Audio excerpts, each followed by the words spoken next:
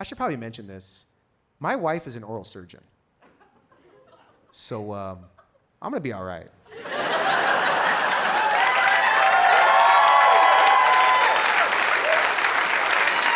When I first told my mom about my girl when we were dating, she was like, are you sure you want to be with someone that's not your culture? And then I told her she's an oral surgeon. She goes, you know, she looks like us a little bit. We got engaged in Los Angeles, right? And then she applied to 10 different hospitals to pursue her specialty, and she wanted to do oral surgery. 9 hospitals rejected her. The one hospital that accepted her was in Detroit, where I'm from. But the thing is, my parents didn't know that we were already living together. Now, in my culture, you can only move in with your husband or with your wife. That's the only way you can move in. The thing is, my parents are very old school, which is another way to say unreasonable. But I was committed to changing my parents' minds. And my girl was like, are you sure your parents are gonna let us live together? And I'm like, don't worry, babe. I'll talk to my mom.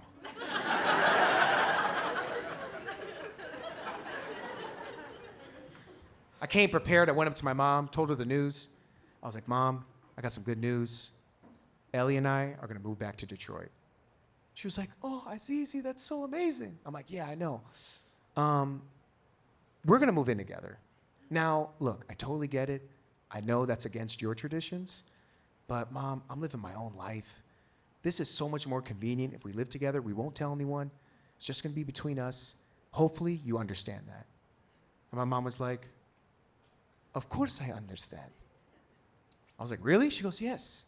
I understand that you want to kill me.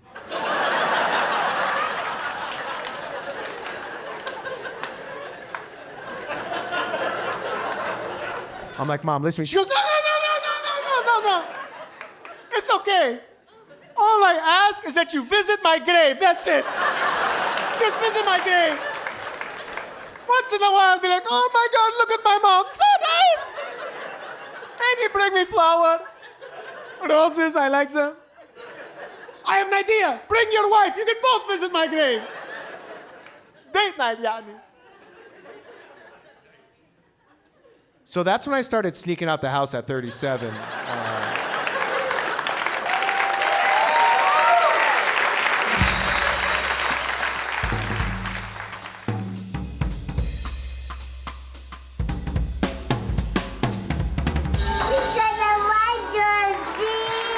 Man, God is so good. I've been blessed. I got married earlier this year. Thanks, man. You know, marriage brings a lot of perspective to your life. And I've been talking to a lot of my friends getting advice. Like I was talking to my neighbor, Jorge. He's been married to the same person for over 56 years. Yeah, he is not happy. Usually a happy guy. I'd see him in the morning. I'm like, hey, Jorge, how you doing? He'd be like, Paul, how are you?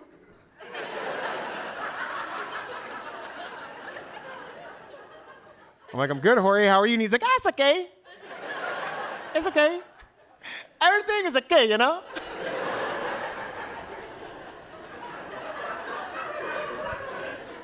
So I'm like, yo, I finally got his attention. I'm like, yo, Jorge, you've been married to your wife for so long. Are you two still in love? And he's like, it's okay. It's okay, you know? Like, is he trying to shower the marriage off his body? I used to ask my parents for marriage advice. I stopped doing that. My parents are Middle Eastern. Their advice was always the same.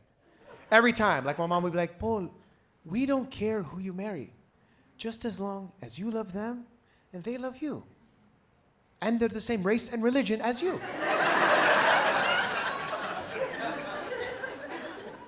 And we pick her. Anyway, you see, the reason why, and she's virgin. Now, the reason why you should marry your cousin.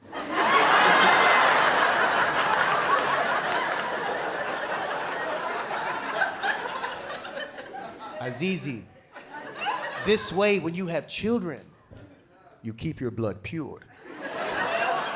I'm like, okay, Voldemort, Different backgrounds were so similar. My wife is from Venezuela. okay? Venezuela is one of the most beautiful places on earth. Unfortunately, it faced an economic collapse. It's been under a dictatorship. And then America convinced us people from there are dangerous. And my parents are from Iraq. Yo, so when we first met, we trauma bonded immediately. I was like, damn, girl. People stole your country's oil too?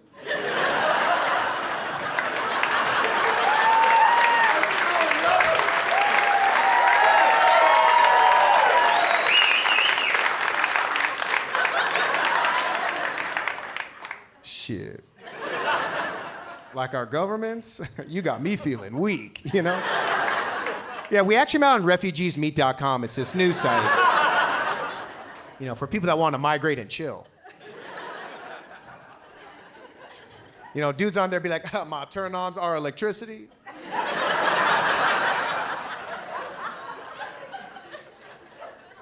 Hobbies include traveling and running for my life, you know? Girls like, my turn-offs are starvation and splitting the bill. Refugeesmeet.com, a place for the displaced. Some of y'all look really confused. You're like, refugeesmeet.com? Is that a real website? Yeah, it's called WhatsApp. And like, you know, it's... Yeah, some of you are on it. Any refugees here, by the way? Yeah. This is how ICE catches people now. They said me. Like, you're a comedian, they won't see it coming. Refugee? That's dope, man. I got so much respect for refugees.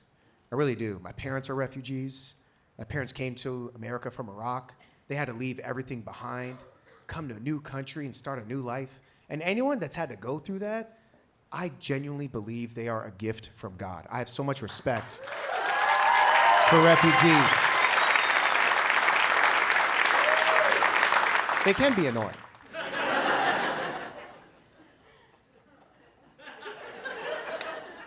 Yeah, you can't complain around them. They won't let you. I've tried. I was on a flight visiting my parents. Airline lost my bag. The bag had a bunch of hard drives on it, right? So I came home and I saw my parents. My mom's like, "Habibi, what's wrong?" I was like, "Mom, the airline lost my bag. Years and years of stand-up footage is just gone.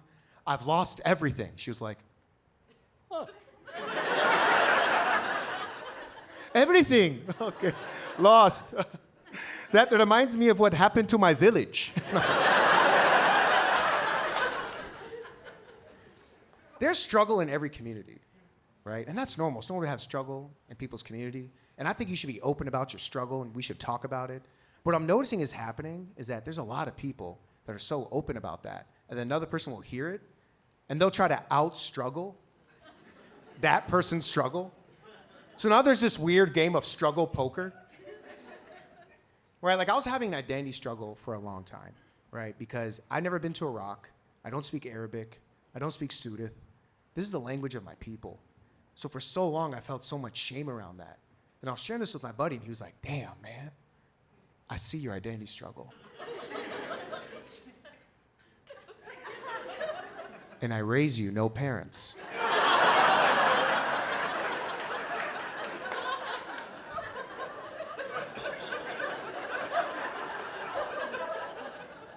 Fold.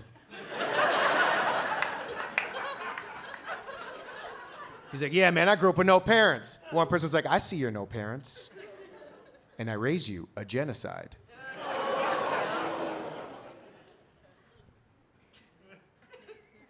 What you got, a full house? And then a Zionist hears that, and it's like, "I see your full house."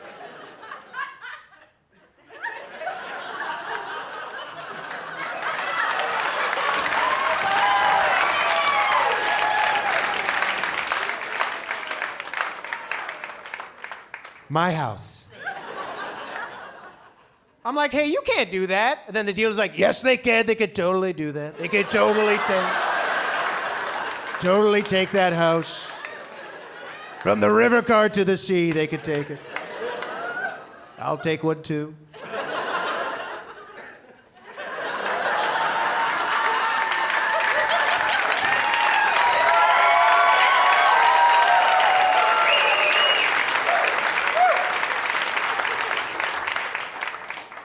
My family loves Trump. Surprise! You know what's so interesting to me about that? Like, my parents are Republican, but they're from Iraq.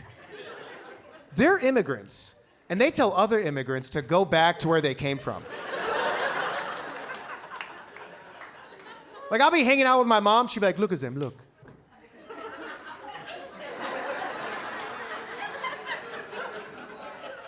Do you see?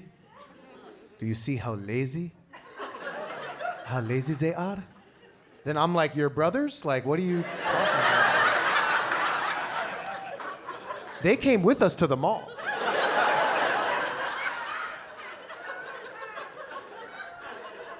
It doesn't matter who you are. Like, I just think people become Republican once they get money. It happens, bro. I'm telling you, once you own a lawn, you want people off your lawn. You want them to go on and get. You can't have that authority when you live in an apartment. You can't tell someone to get off your landlord's concrete slab. Okay? They're gonna be like, bitch, you live in 3B. I don't care. Go on and get. I'm sorry, how are you gonna tell me to go on and get when you don't got? I don't think the country is divided Democrat versus Republican, liberal versus conservative, left versus right. I think it's apartment versus house. Okay? There's house people, there's apartment people, and you are whoever your bills say you are. That's who you are, bro. Once you get a mortgage, you develop a Republican mentality. That monthly statement comes in the mail, and you're just like, there's only 2 genders. There is no Epstein list. When's this bill due? January 6th? All right. I think apartment people, they're who their bills say they are. They get that letter from the landlord that there's that yearly increase in rent. They're just like, the government. And my dad. I'm gonna dye my hair purple. I think you can predict someone's politics based off of distance. And it's the distance from their parking spot to their front door. I'm telling you, man, if you gotta park far away, you got that long walk home, you got time to think.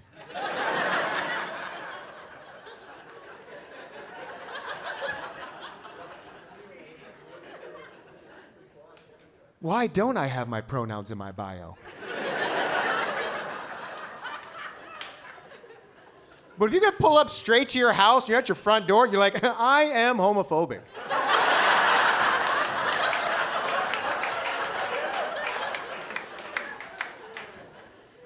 My dad's the one who pointed all this out to me. I was visiting my parents, and we were driving home, and there was a protest happening, right?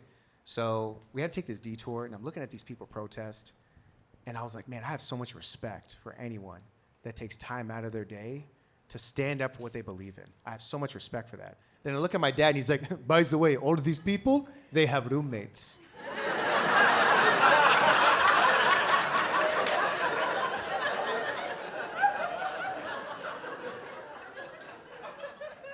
Huh? He's like, Habibi, it's Tuesday, 1:30. Who is at work? Oh, also, look at their signs. You see the letters? They're so similar. They make them together. My dad's like, forget the messaging. Look at the font. This is Times New Struggle.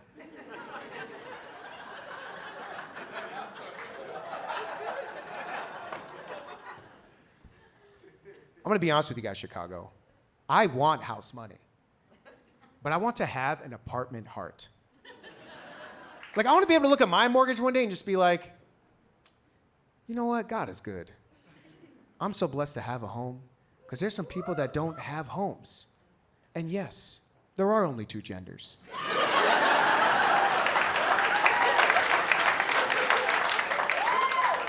But you know what? If you don't agree with me, that's okay. I don't hate anyone just because they don't think exactly the way I think. I think we should love one another regardless of what we believe in, what we think. And I think we can learn from people that don't think, hey, get off my lawn! Go on, get!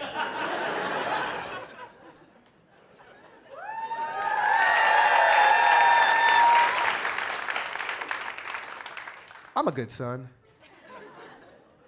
I try to be. I try to be a good son, man. You know, I listen to my parents, even though they're wrong. I just feel like I owe them so much. Like, they sacrificed so much for me. I feel like I owe them my complete loyalty. You know, even though I'm so different from my brothers, like I have 3 brothers, right? One is a lawyer, the other's a neurosurgeon, one's a mortgage lender, and I'm here with all of you. So.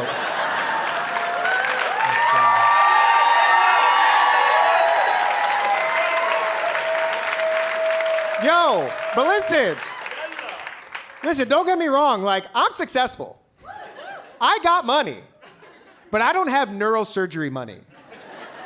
Maybe internal medicine money. But my parents would always, like, weigh things based on how much money you're making, right? So I always just felt so different because I just chose a different path in life. But still, regardless, I always listened to them. Like, even when people would ask me about my identity, which would happen often, I was always confused because I didn't know how to answer that. My parents would be like, if anyone asks you what you are Chaldean, okay? This is who you are. This is your background. This is who you are. And I was like, cool, I am this. Then I started traveling the world, meeting people. Then people would ask me that same question. They're like, hey, man, what's your ethnic background? I'm like, well, my parents are from Iraq, and I'm Chaldean. And they'd be like, oh, shit, you're Assyrian.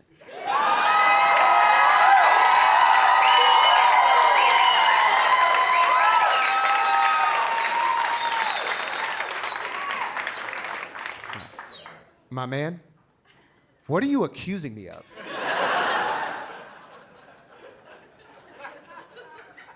I'm in my early 30s, and that was the first time someone told me you're Assyrian. And it really messed with me. I was like, man, I gotta understand what this means. By the way, quick history lesson. In 1553, there was a church split that happened with the Assyrian people, where a group of Assyrians wanted to start their own church. So the Vatican called it the Chaldean Catholic Church. So all these Assyrians decided to separate themselves from their Assyrian identity. They called themselves Chaldeans, and all these Assyrians moved to Detroit.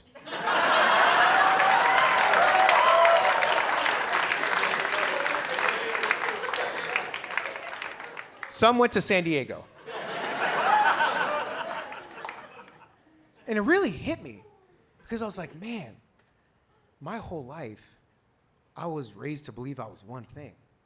But then it turns out I'm a whole different person inside. So I was just like, man, I now know what it's like to be trans.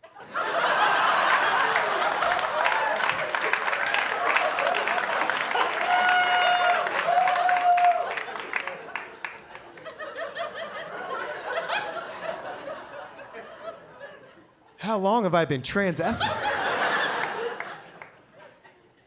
Should I dye my hair purple?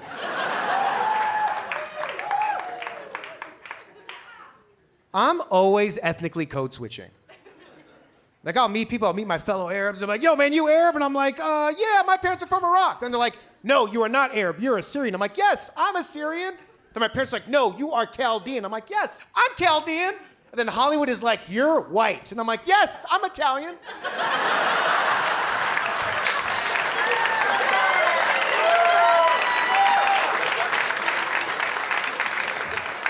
You know, being ethnically fluid is exhausting. My parents treat me so differently now that I have this new discovery. Like, I remember the first time I came home with this new discovery. I was so excited to tell my parents. I was like, Mom, Dad, you won't believe this. I'm Assyrian. And my dad's like, you see what California did? Look at this. See, this is what happens when you live in an apartment. Hopefully it's just a phase. Anyway, back to Fox News.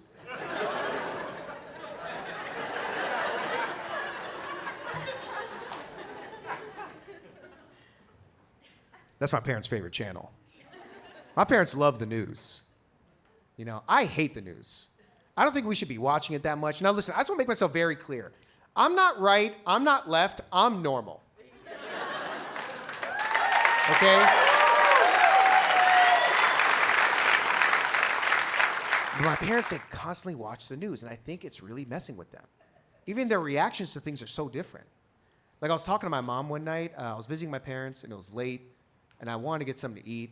So I was just like, Mom, is there anything around here open 24 hours? And she was like, yes, our Borders.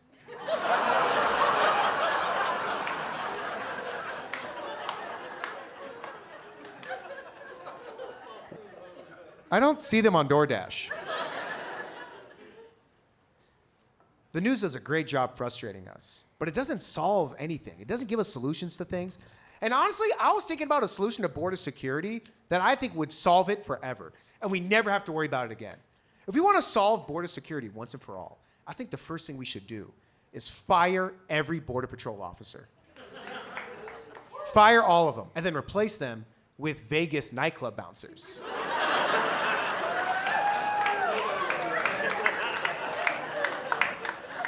Ain't nobody getting in. Yeah, you know what's more intimidating than a wall? Velvet rope. We respect rope. You see what rope does to us at the airport? We're like, man, this is some bullshit.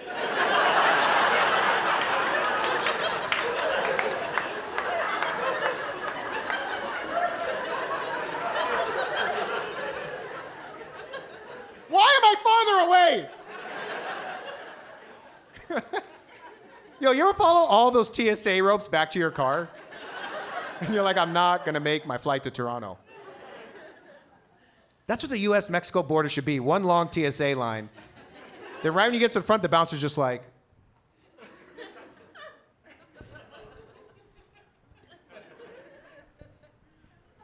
no way, Jose.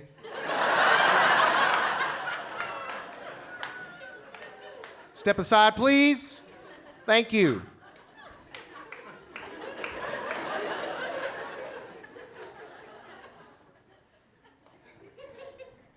Ladies.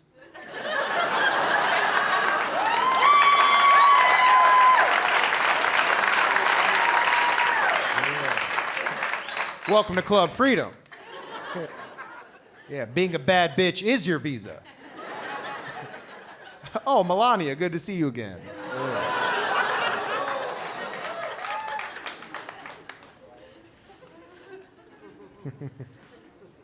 So my wife has her permanent residency card, right? So when we first started dating, she was explaining this to me. Essentially, it's a document that allows you to live and work in the United States, even though you're not technically a citizen, okay? So I was explaining this to my dad, and he was like, oh, your girlfriend, she has her permanent residency card. Oh. Have you seen it?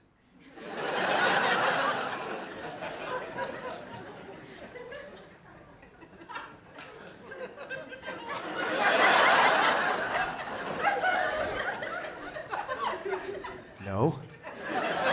He goes, Azizi, you should ask. Am I really about to ask my girl to see her papers? There's no smooth way to do it. Bro, you gotta get so creative. You gotta be like, hey babe, you wanna do green card night?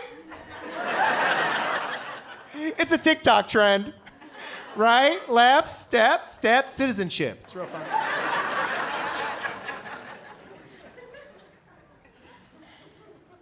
I just ignored my dad, but then I kept thinking about it. Then I was with my girl, she goes, hey, what's on your mind? I was like, oh, it was just funny. I was like talking to some people and they were like, hey, you should ask your girl to see her permanent residency card because, you've never seen it. Yeah.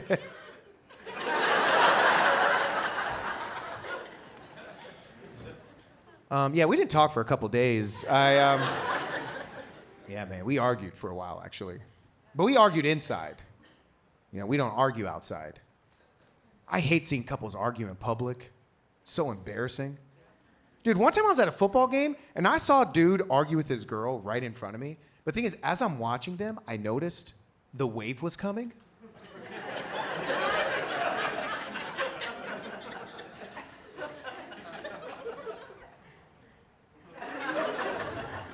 What are they gonna do? Because the dude was heated. He was like, you always do this. What? Just because I liked one of your friend's photos on Instagram, that doesn't mean that I'm... Whoa!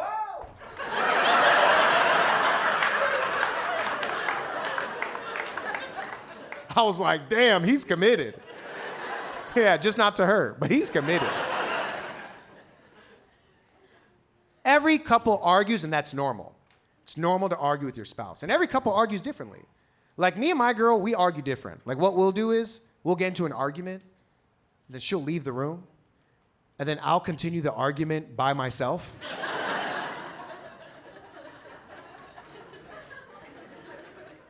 I don't know, like I just started mumbling all the things I wish I would have said.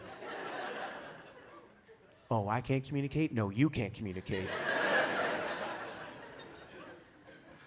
All I asked was to see your permanent residency card.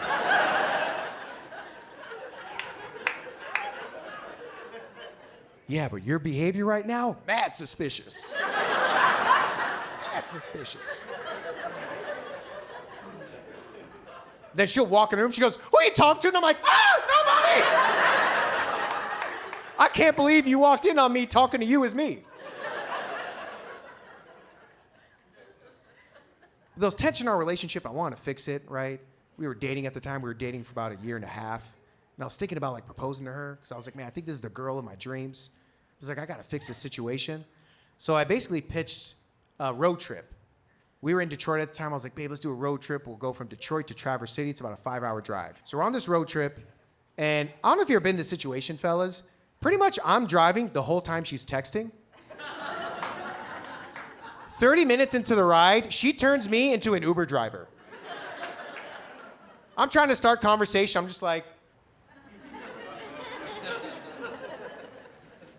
by the way, there's chargers if you need it. Yeah, because you're draining power. You know? Do you like the music? Because we can change it if you'd... so where are you from?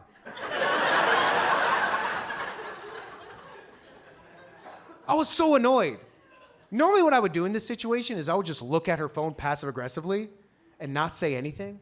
And I was like, I gotta say what's on my mind, man.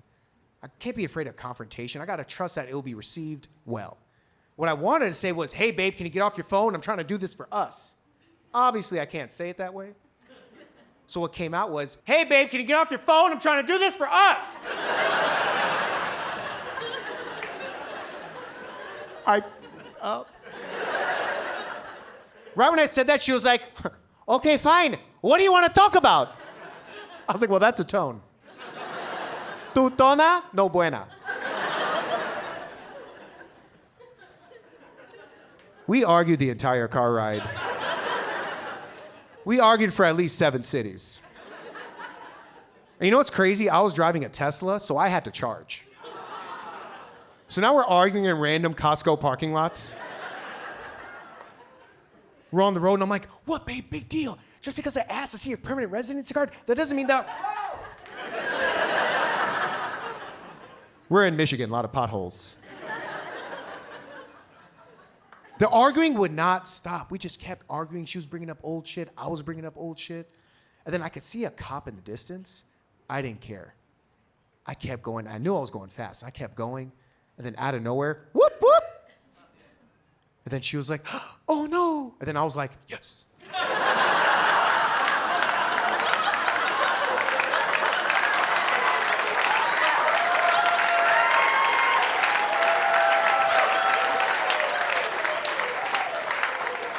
I pull over, cop knocks on my window, and he's like, hey man, you're driving pretty fast. Everything okay? And I was like, yeah, officer, sorry, I wasn't paying attention. And he goes, cool, do you have your ID? So I was like, yeah, here you go. Then he looks at my girl and he goes, do you have your ID? Then she was like, yeah, and he goes, okay, hang on to it, I'll be right back. And I was like, yo, wait.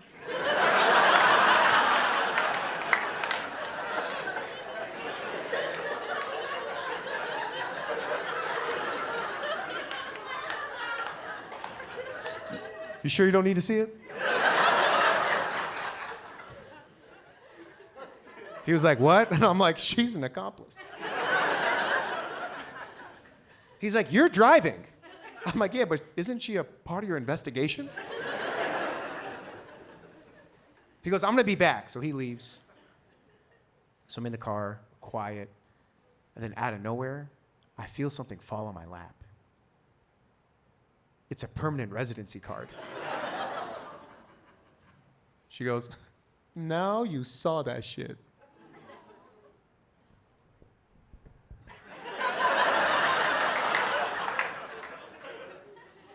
Take your hat off.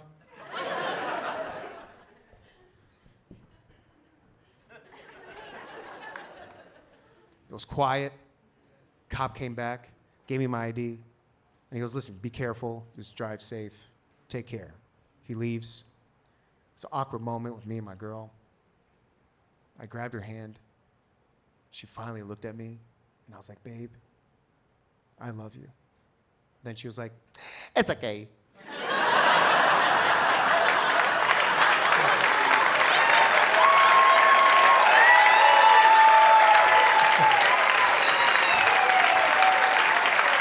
Even though we were engaged, my mom would not let us live together. I'm literally waiting for my mom to go to sleep.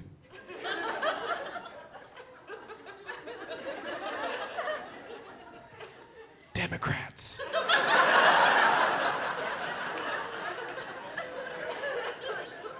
CNN.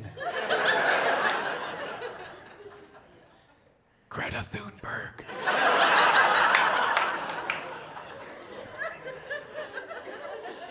Baby girl, I'm gonna see you in 30 minutes.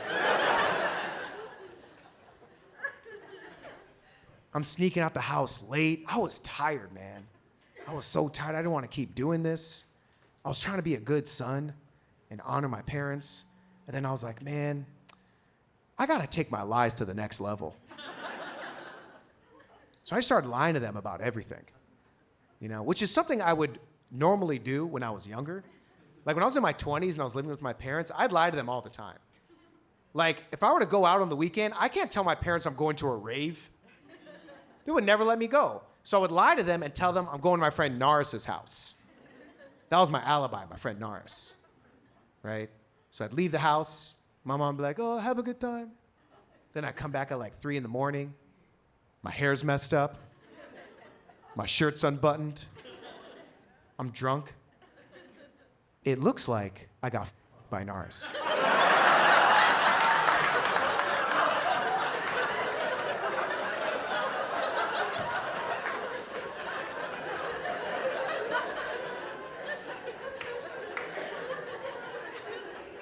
But my mom didn't want to think her child is a liar.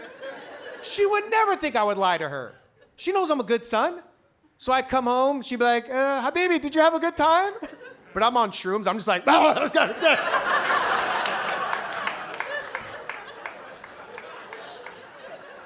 Constantly lying to my parents. The thing is, doing comedy made it so easy to lie. Because I would just tell my mom I'm going to go do shows in the weekends. But really, I'm staying in Michigan. So like, I would tell my mom, like, hey, Mom, I got some shows in Chicago. I want to be gone for a couple days. She goes, okay, Azizi, have a good time. And then I'd drive 30 minutes. And then my girl's like, what do you want to do this weekend? Where do you want to go? And I'm like, nowhere my mom goes. We can't go to none of the mom hotspots. We can't go to Marshall's, Joann's Fabrics. I'm not trying to risk my mom catching me out with the woman that I love. I'm not gonna lie, it felt like I was cheating on my mom with my fiance.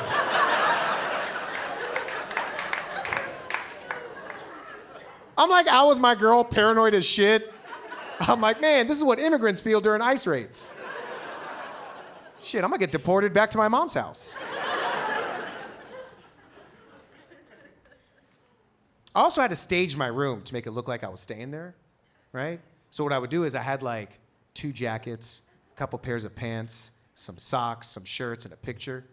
I was a set decorator. So anyway, I came back home one night, and this is after my fake Chicago trip. And I come into my room, and I see I had 5 brand new jackets. And I was like, Mom, what's this? She goes, oh, Habibi, I saw you only had 2 jackets. I said, oh no, my son is cold.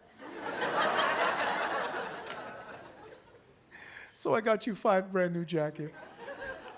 Alhamdulillah. Then when I finally moved in with my girl, she goes, why do you have so many jackets? I'm like, because I'm a liar.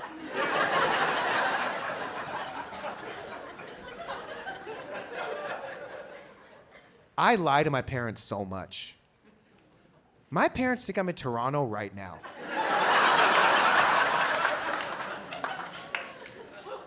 You know what's crazy? People are confused by it.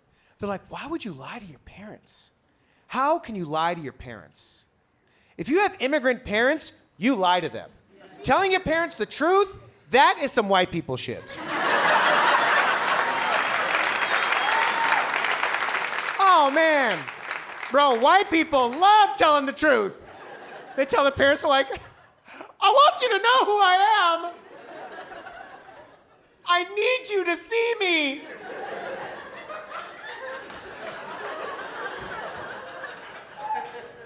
My hair is purple. Immigrant parents don't give a who you are, what you like to do. They don't want to see the real you. All they want to see is a degree. That's it. That's it. Because once you have a degree, that's one step closer to owning a lawn. And all our parents want to do is to sit on our porch and just be like, wow, look at my child. They have a lawn. They married their cousin. They did everything I like. Hey, get off my child's lawn! You know, when I was fake living with my family,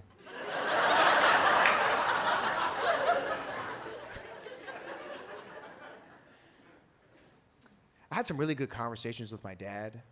You know, like my dad has a lot of hearing problems, so sometimes I just have a hard time connecting with him. Those are my brothers laughing in the back.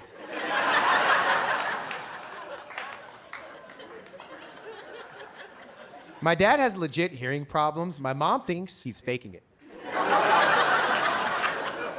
Because the thing is, it's like, here's the thing, like, my dad sometimes, like, you'll say something to him and he can't hear you. Like, I'll be like, Dad, I love you. And then he's like, what? I'm like, Dad, I love you. And you know what, Dad? If there's any tension between us, I forgive you. And he's like, soup? Soup? What did I have? Nothing even rhymed with soup. But it was honestly like, I'm really trying to connect with my dad, right? And he told me some things that he like never said to me before. Like, my dad's 80 years old right now. And my dad legitimately wants to live in Iraq. And he was telling me this. But the thing is, my dad, he messes up American expressions. So it's hard to understand him. Like, I was like, Dad, for real? You want to move back to Iraq? He's like, yes, Paul, I do. Because when push comes to shovel,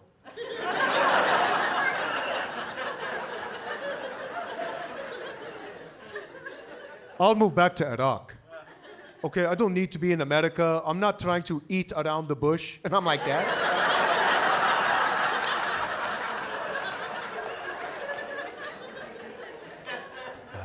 Dad, you're not using that right. He's like, are you trying to f*** on me? And I'm like, all right.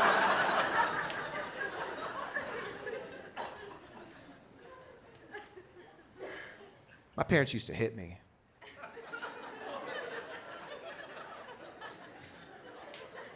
Seems like a safe space.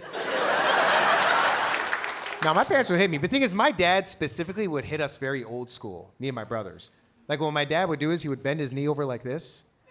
He'd call me over, bend me over, pull my pants down, and then he'd spank me on my butt. Then I used to be like, Dad, I'm 26. Like, I'm gonna Look, I'll let you get a few in for nostalgia. Come on, it's your birthday, dog. Live your life.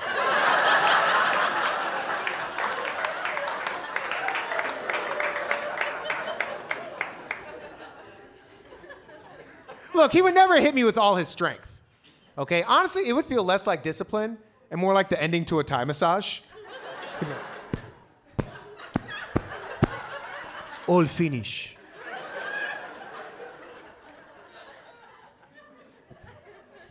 My dad had a lot of anger issues growing up.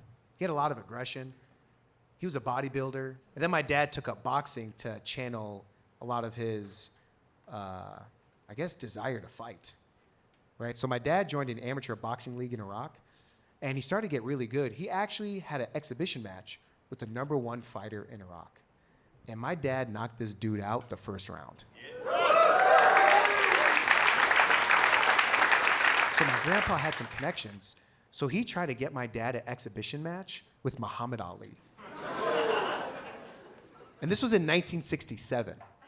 Now, in 1967, Muhammad Ali was banned from boxing because he refused to join the US military, so he was forced into retirement. My dad was trying to fight a retired boxer. He was the original Jake Paul.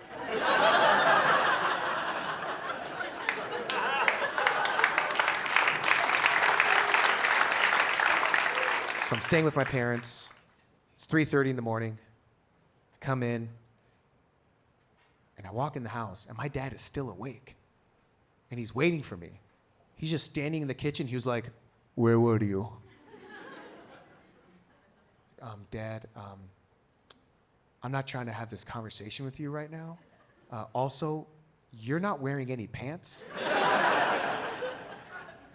For some reason, Middle Eastern dads want to have full-on conversations while their balls are out. Full underwear, holes all over it. Same underwear he had when he was in Iraq. I'm like, my man, you're wearing a thong right now, okay? I was like, Dad, I'm going upstairs. So I start to walk upstairs, and as I'm walking upstairs, I can feel someone try to pull my pants down. My instincts kicked in. So I was like, man, what the hell? Then I slapped my dad's hand. I've never talked back to my dad. I've never disrespected my dad. I never said my dad was wrong. My dad has been wrong for most of his life. But out of respect, I would agree with him. I would privately tell my mom, I'm like, Mom, Dad's wrong. And she goes, Habibi, he's your dad. So he could just get away with it. My dad couldn't believe I slapped his hand. Honestly, I was shocked too. The thing is, my dad tried to slap me. But my dad is 80 years old. So I was just like,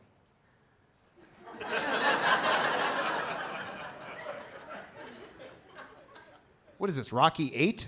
Like, he couldn't believe it. He got even more angry, and he goes, oh, you're trying to f*** on me?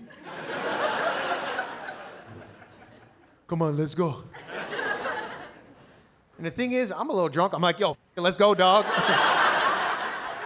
Shit. Call me Jake Paul Elia. Let's go. So now me and my dad are just bouncing in place. We look like two Street Fighter characters. We're just waiting for someone to press a button. Then I had this moment in my mind. I was like, oh my God, am I about to fight my father? This is the whitest I've ever felt.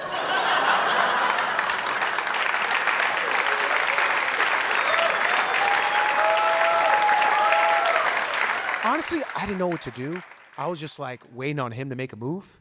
It was very emotional time. And then my dad just stops and he's like, Azizi, Paul, I'm very sorry, okay? I'm not angry at you. I was just wondering where you were, and I was nervous for you. And Habibi, I love you. Man, like, he hasn't really talked to me like that in a while. And then so I got emotional too, and I was like, Dad, I love you too. And then he slapped the shit out of me. And I'm like, shit!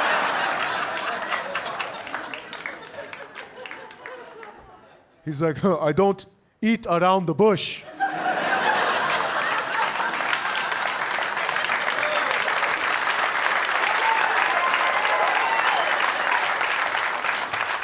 Man, I was like, man, no wonder why my mom is so turned on by him.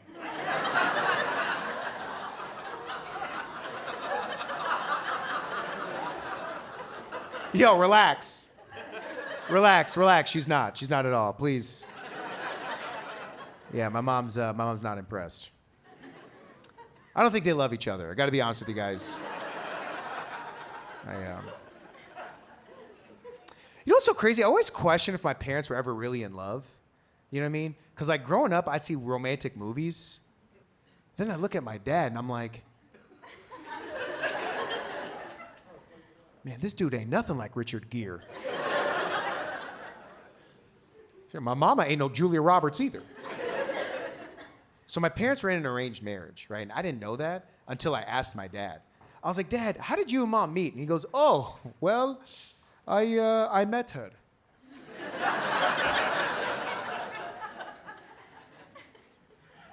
That's a Middle Eastern love story. It's like guy meets girl, end credits.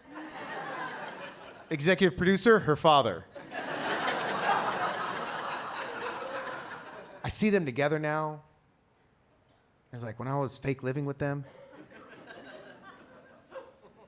I just saw that they were so disconnected, you know? And it would bother me, right? Like as an example, like my dad is 80 years old. This dude smokes a pack of cigarettes a day. And he smokes L&Ms. These are homeless people's cigarettes. I remember one morning I'm with my mom and my dad comes downstairs and he has a pack of his L&Ms and he waves it at my mom and he goes, okay, I'm gonna go smoke a cigarette. Then he walked to the garage and I told my mom, I was like, Mom, Dad is 80 years old. Can you please tell him not to smoke? She goes, no, let him smoke. Let him smoke.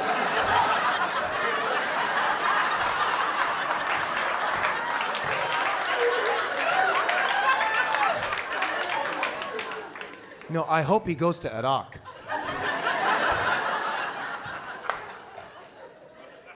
And then my dad comes in and he goes, soup? What? Soup. And also, I gotta say this. If you're lucky enough to have your parents alive, talk to your parents as much as you can. And record the conversations. Okay? No, you should, because you never know when you want to play it for your children and let them know some of these rare moments that you have with your parents. Don't ever take them for granted, no matter how small it may seem. So I remember my dad was picking me up from the airport one time. Let me just ask him something that I always wanted to ask him. So I was like, Dad, let me ask you something. You've been married to Mom for so long. Do you love Mom? And he goes, of course. I love your mother more than anything in this world. I was like, man, that's so beautiful. Do you ever tell her that? And he was like, did she tell you to ask me?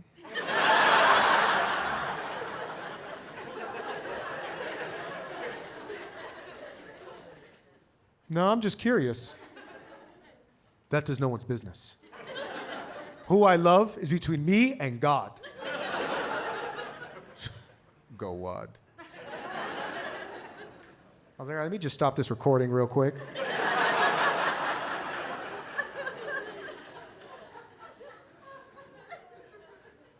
I had some time with my mom. I was like, man, I want to ask my mom the same question. I was like, Mom, you've been married to Dad for so long.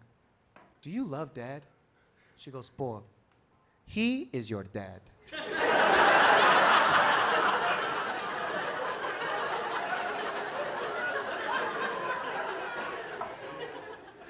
I'm like, yeah, but Mom, you and Dad have been through so much together. You guys are so different, but you guys still found a way to make it work. And you guys raised 4 successful children. Do you love Dad? Are you two still in love? And she was like, it's okay. Chicago, thank you so much. Thank you. I said, can the drummer have some? Can the drummer have some more? The drummer in your hand and it always on the road.